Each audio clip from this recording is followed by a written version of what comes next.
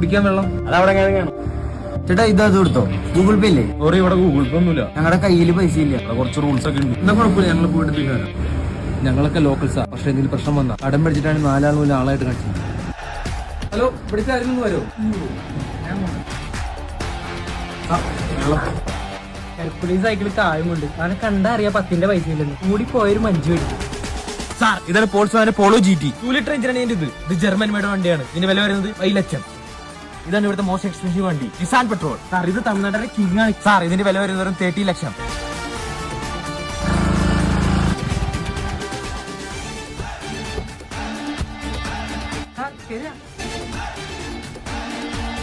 Sir, എന്താണ് വേണ്ടേ?